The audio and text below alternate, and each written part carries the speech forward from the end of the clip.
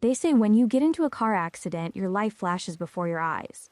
That's a lie. What really flashes is everything you missed, every tiny crack you ignored, every word you swallowed instead of screamed. I opened my eyes in the hospital and decided to lie. A pale blue curtain fluttered beside my bed. The room smelled like antiseptic and the sharp salt of stale sweat. My wrist itched beneath the bandage. A dull ache pulsed in the base of my skull, but I didn't speak.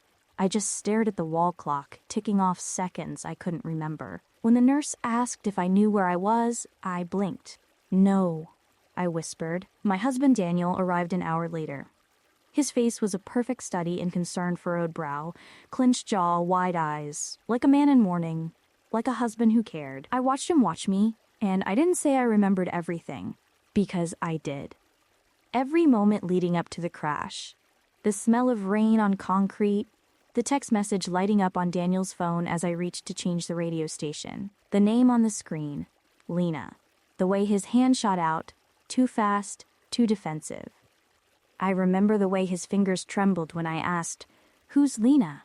I remember how he didn't answer. But now, in this hospital bed, I had a chance. An experiment, really. What does a man do when his wife has no memory? What does guilt look like in the absence of accusation? So I said nothing. I let them tell me my name. I let Daniel cry. "Do you know who I am?" he asked, voice cracking, hand gripping mine like a lifeline. I studied his face like it was a stranger's. "No," I said. The nurse smiled gently, scribbled something on her chart. "Retrograde amnesia," she murmured to Daniel. "Very common in head trauma. Be patient." He was. Too patient. Too perfect. And I waited for the cracks. At home, the house felt too curated. No dust, no clutter. The fridge was stocked with almond milk and baby carrots, things I never ate.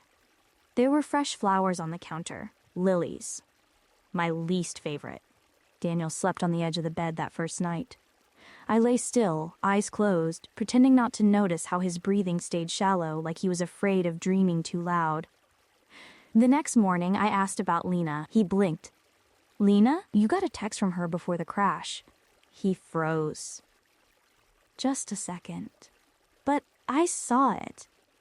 That pause, the recalibration of a liar trying to stay consistent.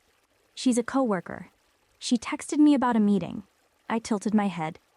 "You flinched when I said her name." He smiled, tight, practiced. "I didn't flinch. You must have misremembered." I laughed softly. "Funny, I thought I had amnesia." He didn't laugh back. The first real clue came on a Tuesday. Daniel had gone to work but forgot to log out of his email. The laptop sat open on the kitchen table, the screensaver just about to kick in. I moved carefully, like a thief in my own home. There were no messages from Lena, but there were too many folders. Some labeled with initials, one marked simply J. Inside, dozens of emails, none romantic, not overtly, but every one of them felt too warm, too textured, too careful. J was female, probably younger. She signed her notes with little inside jokes, song lyrics, phrases like, "Still dreaming about Thursday," and, quote, "your secret weapon." The email stopped abruptly 3 weeks ago, a week before the crash. I closed the laptop and made chamomile tea, hands shaking just enough to spill a few drops on the counter. The second clue was harder. A voicemail, on the landline, of all things. Left at 2:14 a.m. the night before. "Dan, I thought you said you were going to tell her. I waited all weekend. You promised. I can't keep doing this. Call me." I deleted it. Immediately. Without copying it, without playing it twice. Because I didn't need evidence. I needed clarity. He was lying to me. The only question was why he hadn't left yet. That night, I did something I never thought I would. I began rehearsing a role. I let my voice sound curious when he talked about our life. I asked him to show me photo albums. I giggled when he showed me a wedding picture, pretending surprise at how beautiful I looked. I let him tuck my hair behind my ear, touch my cheek like it was sacred. I said thank you, a lot. For what, I'm not sure. He was either waiting for me to remember or hoping I never would. And I was playing along until I understood which was worse. The third clue wasn't a clue. It was a confession. I wasn't a good husband, Daniel said one night, lying beside me staring at the ceiling. Before the accident. I wasn't always present. But I'm here now, I swear, his voice cracked. I stayed still, heart pounding. Did you love her? I asked quietly. He turned his head so fast I almost laughed. Who? Whoever she was, he didn't deny it, not immediately. I made mistakes, he said eventually. Not I didn't cheat, not I didn't betray you, just I made mistakes. I let silence bloom between us. He reached for my hand, and I let him take it. The next day, I called Lena. Her voice was high, distracted. When I said my name, she went silent. Then she said, I told him to tell you, I'm sorry. I thought, I'm not calling to cry, I said. I just want to know how long. A little under a year, she said. It ended weeks before the accident. He told me he couldn't go through with it, that he chose you. I almost laughed. I thanked her. And hung up. I don't know what my endgame is. Not yet. But tonight, I smiled at him as he brushed my hair and told me how much he loved me. He looked at me like I was salvation, and I looked at him like I remembered nothing. But I remembered everything. It's frightening how easy it is to pretend. I thought I'd slip, that I'd stumble over some forgotten joke or burn a recipe I supposedly used to cook by heart. But I didn't. Every time I said, show me how I used to do that, Daniel's eyes lit up like I was giving him a second chance at the same life. In truth, I was auditioning. Testing the limits of his remorse. Sometimes, when he kissed me, I wondered if he was kissing his guilt instead. The therapist was his idea. She might help us reconnect, he said, setting the appointment like he was taking a car in for repairs. The woman's office smelled like lavender oil and vinyl. A little too clean. I wondered if she used the same air freshener on all her patients, the guilty husbands and the wives who couldn't forget. So, Sarah, she began, how are you adjusting to the memory loss? Daniel's eyes bore into the side of my face. He wanted to know what version of me would show up. I feel like I'm living with a well-dressed stranger who makes excellent scrambled eggs, I said. A joke, a smile, the right amount of vulnerability. Daniel laughed too hard. The therapist nodded. That's honest. And Daniel, how are you coping? He looked down. I'm trying. I know I made things hard for us before. I want to do better now. Did you ever cheat on me? I asked suddenly, still smiling. The therapist blinked.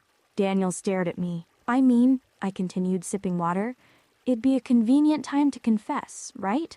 Clean slate and all. Daniel forced a laugh. Sarah, the therapist turned to him. Would you like to respond to that? Daniel looked me dead in the eye. No, I didn't cheat. I tilted my head. Funny. I remember something about a woman named Lena. I told you, he snapped, voice cracking. That was nothing. She was just flirty. I ignored it. But I don't remember, I whispered. That's what makes it all so interesting, don't you think? The therapist quickly interjected. Let's pause here. Emotions are rising. I smiled at her like I'd just broken a plate and blamed it on the wind. Later that night, I lay in bed, staring at the ceiling fan. Daniel was already asleep, curled toward me. He'd started holding me in his sleep again, like his body was trying to make up for what his words wouldn't admit. I reached for his phone, slowly, silently. He had changed the passcode 2 days ago. I replaced it on the nightstand. Not because I was afraid of being caught, but because I wanted him to think I wasn't looking. 2 weeks passed. His patience frayed at the edges. The guilt stopped curdling into tenderness. Instead, it calcified into irritation. You're always watching me, he muttered one morning. You're very interesting, I said, buttering toast. You act like I'm on trial. Am I not allowed to be curious? He slammed his mug down. I'm not doing this again. I've been here. I've confessed. I've cooked, cleaned, taken care of everything. You haven't confessed, I said quietly. He froze. What? You said you made mistakes. That's not a confession. That's marketing. That night, I slipped out of bed at 2 a.m. and went to the study. He'd locked the drawer in his desk. poorly. I picked the lock with a hairpin and 30 minutes of pure spite. Inside was a folder labeled Tax Docs. Behind it, a red notebook. The pages were filled with rambling, scrawled notes, fragments of thoughts, quotes, scribbled reminders like call L and get room key from clerk. One page stopped me cold. Sarah saw phone, lied about Lena. She asked again tonight, getting too close? And below it, in smaller writing, what if she remembers more than she says? I left the notebook exactly where it was. I returned to bed and curled against him. When he murmured my name in his sleep, I kissed his shoulder. The next day, I called Lena again. She's still pretending? Lena asked, voice sharp.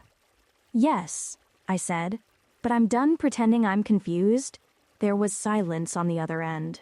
I need to ask, I said. Did he ever tell you he was going to leave me? Lena hesitated. Yes, many times. But he always had an excuse. Said he was waiting for the right moment. I laughed. Like waiting for traffic to be just bad enough that your wife hits a tree? That's not fair, Lena whispered.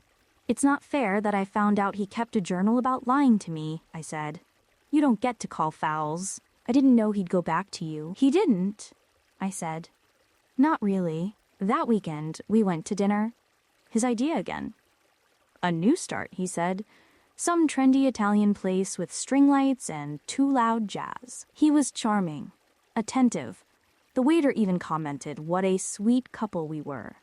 I kissed Daniel across the table and tasted the lie on his lips. When we got home, he undressed me slowly, gently, like he wanted to make love to the version of me who couldn't remember the hurt. I let him.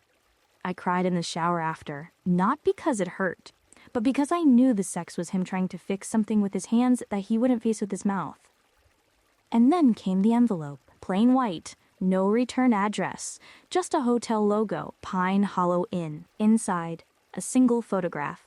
Daniel, in bed, asleep. Lena, next to him, dated 3 days before the accident. There was no note, no explanation, just proof.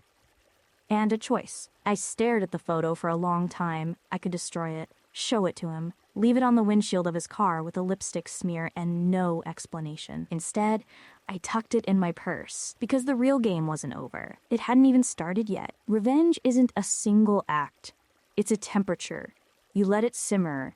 You learn the rhythm of restraint. I stopped mentioning Lena. Stopped asking questions. Daniel relaxed. He thought the worst had passed. He began whistling in the mornings again, that little tuneless tune he used to hum while shaving.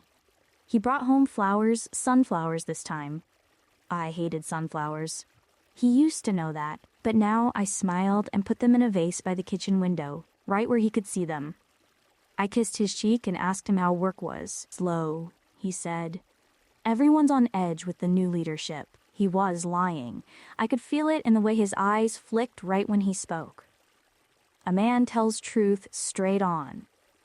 A liar needs a second to rehearse. I planted the idea of a getaway. You said we used to go to Pine Hollow Inn, I said one evening, stirring risotto, careful not to meet his eyes. I found a photo in an old album. Maybe it would help jog something. Daniel hesitated.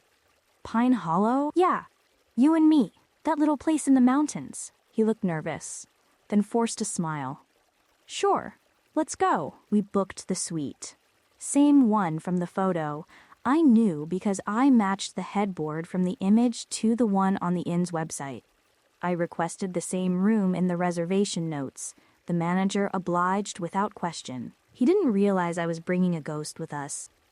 The suite smelled like old pine and cinnamon-scented cleaner. Daniel carried our bags in, making a joke about the rustic charm. I touched the curtains where, in the photo, a sliver of Lena's hair had been visible. I knew this bed.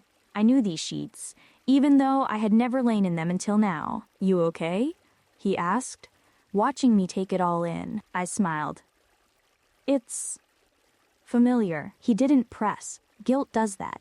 It silences even the suspicious. That night, we sat by the fire pit with wine and wool blankets. The sky above us was black velvet, littered with stars. It could have been romantic. In another version of this story, It probably was. Do you think I'm different? I asked him, swirling the wine. Daniel exhaled slowly. Sometimes, but not in a bad way. What if I said I remembered everything? He laughed. Nervous. Do you? No, I said softly. But what if I did? Daniel looked at me for a long time. Then I'd beg you to forgive me. The truth slipped out like steam from a kettle. Subtle, but scalding. I waited. He realized what he'd said too late. You just admitted it, I whispered. You finally said it. He opened his mouth, closed it again, then, Sarah, Don't, I said, standing. Not now.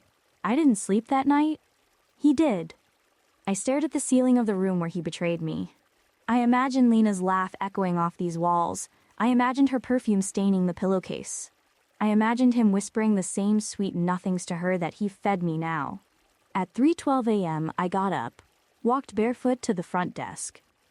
The clerk was half asleep, watching a rerun of Frasier.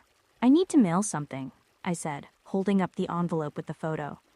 But I don't want a return address. The clerk nodded. Didn't ask questions. Back in bed, Daniel stirred. Where were you? Couldn't sleep, I murmured, climbing in. Too many thoughts. He pulled me close.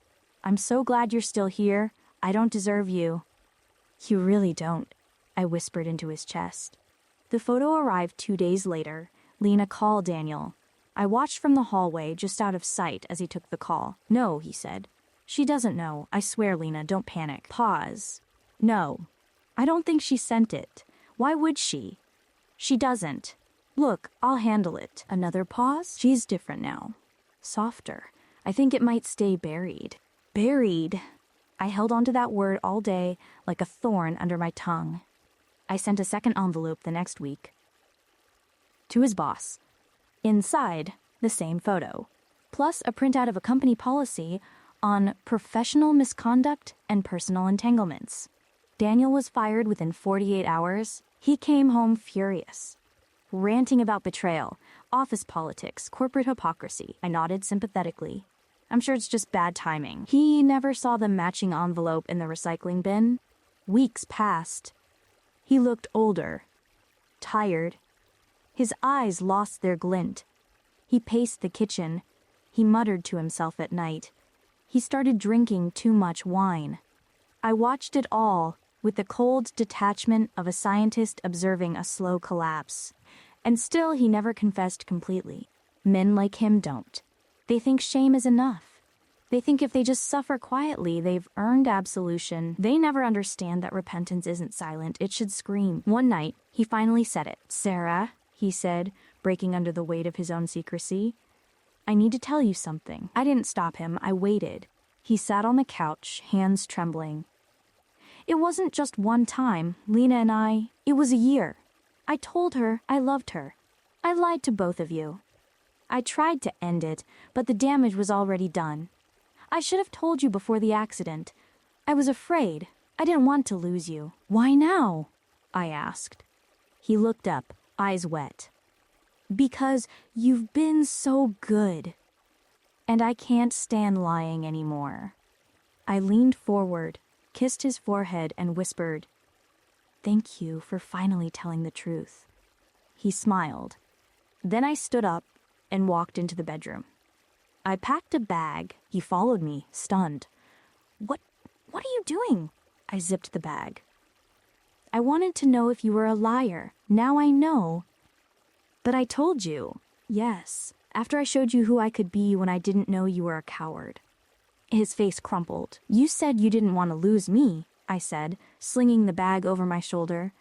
You already did. You just didn't know it yet. He didn't follow me out, and I didn't look back. The hardest part about walking away wasn't the silence. It was how familiar it felt. It wasn't Daniel's voice begging from the doorway that haunted me. It was the sound of my own restraint. How easy it had become to leave. I rented a one-bedroom apartment in a neighborhood where nobody knew my name.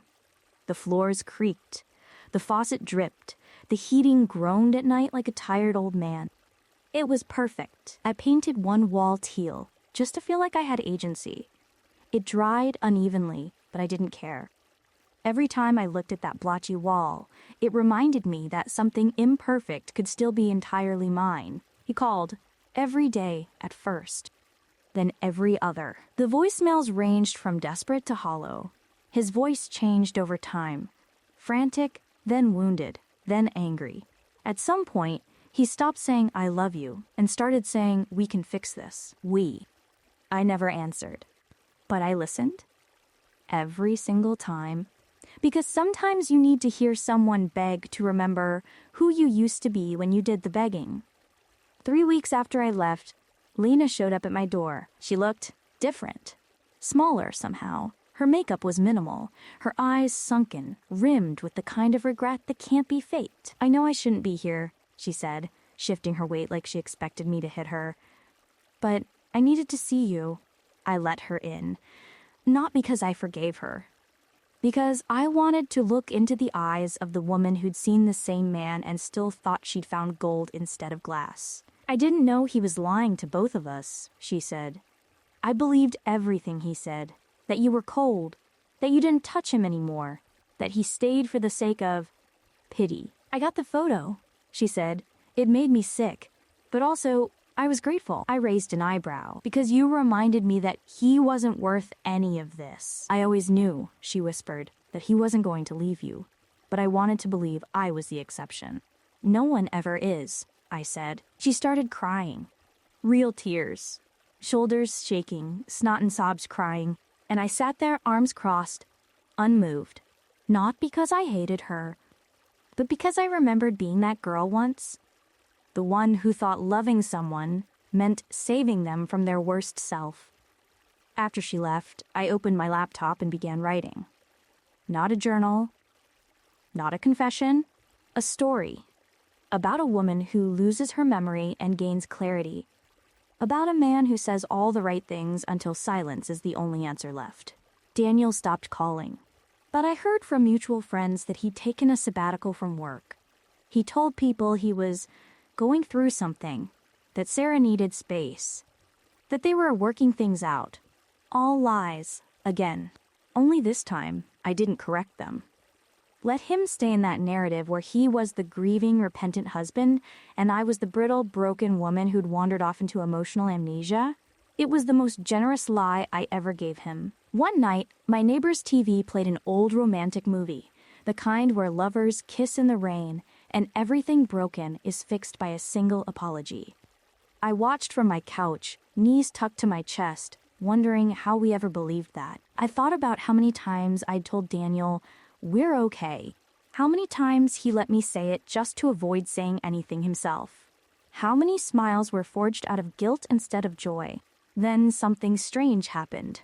I started to forget, not everything, not the facts, but the sharpness dulled. His face in my mind grew less vivid.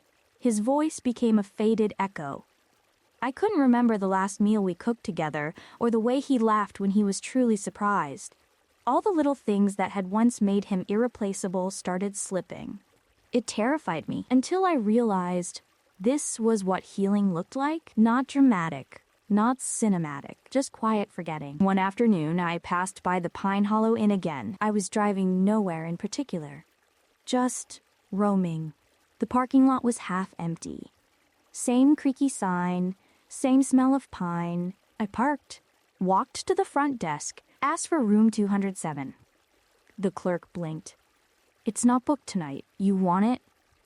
I nodded. I stood in the center of that room again, now lit by the pale gray of afternoon, and stared at the bed. The same one from the photo. The scene of the crime. And for the first time, it didn't feel like a crime scene. It felt like a stage after the play ends. Empty, hollow, like all the actors had packed up and gone home. I left a $50 bill on the nightstand and walked out without spending the night. On the way home, I stopped at a gas station. While paying for coffee, a man behind me in line said, "That color looks good on you." I turned. He wasn't flirting, just offering a compliment, plain and warm. "Thank you," I said, genuinely surprised by how good it felt to receive something with no hidden intention. That night, I deleted Daniel's number, not as a grand gesture, just as an overdue one. The day the divorce papers arrived, I didn't cry. I read them over tea chamomile. No sugar on my tiny balcony with its chipped rail and spiderwebs clinging to the corners. The same view of the alleyway, the graffiti tag on the dumpster, the little cat that prowled between bins like a god in exile. I signed with a pen that skipped 3 times. It felt appropriate. Daniel had filed. Through a lawyer. No final plea, no long letter. No, please just meet me once. Just clean, emotionless paperwork. I admired the efficiency of it. His cowardice, even in closure, came gift-wrapped in neat margins and impersonal legalese. I walked to the post office and mailed them back. No note inside. Just my signature and a freedom I didn't celebrate, not yet. Weeks turned into months. Lena texted me once. Just once. He's trying to come back. I told him no. I thought you should know. I never replied. Because it didn't matter what he was trying to do. His orbit no longer touched mine. I went back to work. Slowly. Carefully. A small design studio in the city took me on as a contractor. I picked out fabrics. Argued with paint swatches. Created tiny, beautiful spaces in other people's homes that made them sigh when they walked in. It was the first time I had shaped a life that felt entirely mine. One afternoon, a client walked in with his daughter, maybe 6 years old. She stared at me and said, "You smell like my mom's hugs." I smiled. That night, I cried. Not for Daniel, not for what was lost, but because someone had finally seen me without asking who I used to be. I started writing again. The story I began after Lena's visit grew chapters, then arcs, then a plot. It became a novel, a raw, uneven, beautiful thing, about betrayal and truth and the way women learn to carry silence, like a second spine. My agent loved it. "It feels real," she said. "Like someone lived this." "I did," I said, "but not anymore." One rainy Thursday, I passed a bakery on 6th and stopped on instinct. The smell, vanilla, almond, something warm and golden punched me in the chest. Daniel once said almond croissants reminded him of his grandmother's kitchen. I went in and bought one, sat by the window, took a bite, and laughed. It was awful, dry, overbaked, the almonds bitter. I remembered how I used to pretend to love them, for him. Because love was sometimes swallowing what you hated just to make someone feel at home. Now, I tossed the croissant in the trash and bought a lemon tart instead. I don't think about the accident much anymore, but sometimes, in that twilight moment before sleep, I remember the way I looked at him in the hospital and said I didn't remember. That first lie, how it tasted like metal on my tongue. People say amnesia is a curse. For me, it was a mirror. A way to see how much someone valued truth when they thought they could hide inside a lie. Would I do it again? Pretend to forget, just to watch someone show me who they were? Yes. And no. Because I don't need amnesia now to know what forgetting feels like. I forget him every day. Not in chunks. In fragments. The way his cologne used to linger on my clothes, I don't smell it anymore. The way he used to kiss my shoulder in the mornings, I don't feel that phantom touch. The way his name once made my stomach flutter, it doesn't even stir now. If you ask me today who I am, I'll tell you. I am a woman who once forgot, on purpose, just to remember who deserved the truth. And I never lied to myself again,